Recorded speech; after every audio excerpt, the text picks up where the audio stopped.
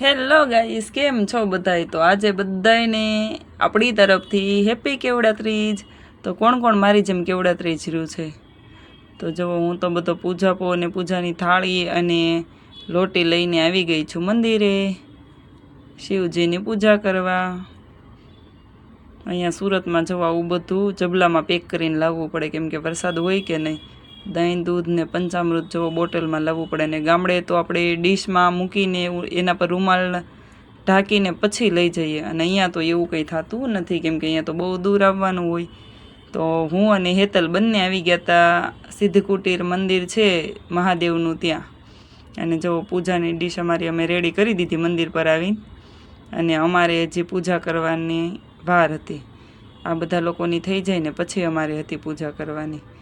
જો તો આ બધા લોકો અહીંયા આરતી કરવા માંડ્યા છે, અને હવે અમે બંને વાટ જોઈને બેઠા હતા કે અમારો વારો ક્યારે આવશે. એટલે આ લોકોની પૂજા થઈ જાય પછી જ અમારો વારો છે. પછી અમારી પૂજા થઈ જાય એટલે આપણને ભૂખ તો લાગી જ હોય, એટલે આપણે ફરાળ કરવું હોય ને, એટલા માટે.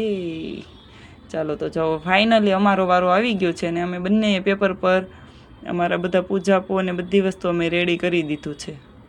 જો આવી રીતના ગોઠવી દેવાનું હોય. ગોરદાદા કહે તમારો બધો પૂજાપો ગોઠવી દો, એટલે આવી રીતના આપણે ગોઠવી દેવાનું. અને પછી જો આ અમારી પહેલાં જે લોકો પૂજા કરતા હતા ને એમણે બધું શિવજીને ચડાવી દીધું. પછી જો અમારી આરતી થઈ ગઈ હતી. તો જો મેન હેતલે બે એટલો ભડકો કર્યો તો મોટો, અને આખો વાટક્યો બાળી દીધો. પૂજા થઈ ગઈ ને ત્યાં તો વાટક્યો બળી ગયો. અમે બંને 5-5 વાટું મૂકી હતી. પછી જો હેતલ પાછું એનું બધું થેલકામાં ભરવા માંડી છે.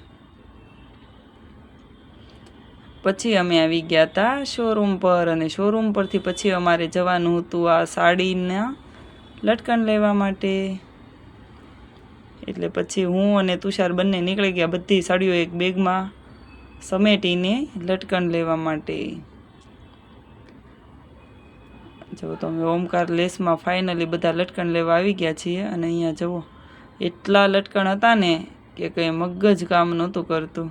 બહુ મસ્ત મસ્ત લટકણ હતા અહીંયા. પછી મેં કીધું લાવ અહીંયા બેસી જવા, આમ જોયા કરીશ તો નહીં મેળ આવે. બધી સાડી ખોલી ખોલીને મેચિંગના લટકણ કાઢવા દે. એટલે હું બધી સાડી ખોલતી ગઈ, અને તુષાર બધાના મેચિંગના લટકણ ગોતી દીધા.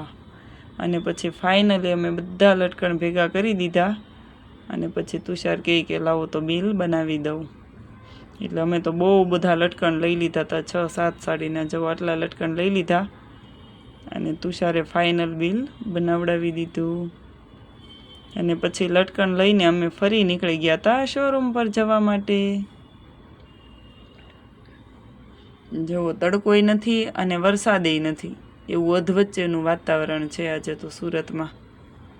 નથી તડકો આવતો, નથી વરસાદ આવતો. અને પછી આજે અમે કીધું કે ચાલો હવે આપણે કરવાનું છે ગણપતિનું ડેકોરેશન. પછી શું, આપણે તો કામ કરવું એમાં તો કંઈ વાર જ નહીં. તો જુઓ હું ને વિધિ ફટોફટ મંડાઈ ગયા, અને અમે ફાઇનલી બધું ગણપતિનું ડેકોરેશન કરી દીધું છે. હવે એમાં ફ્લાવર લગાવવાના અને સિરીઝ લગાવવાની જ રહી છે.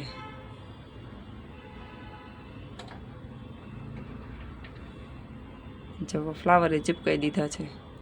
હવે બસ આ 5-6 ફ્લાવર લગાવી દઈએ, પછી અમે લગાવી દઈશું સિરીઝ. એટલે ડેકોરેશન કમ્પ્લીટ થઈ જાય છે, કેમ કે કાલે તો પછી આપણે ગણપતિ દાદાને લાવવાના છે ને, એટલે. અને અમારી પાસે અત્યારે ડેકોરેશન માટે આટલો જ સામાન હતો, તો અમે બંને બધું ભેગું કરીને ડેકોરેશન કરી દીધું આટલું. ને હવે અમે કીધું કે ચાલો સિરીઝ લગાવી દઈએ. જો તો અમે સિરીઝ લગાવી દીધી છે. હવે વિધિને જોવું છે લાઇટ બંધ કરીને કેવીક લાગે છે, પણ કેમ પણ બાકી લાગતી હતી ને જોરદાર.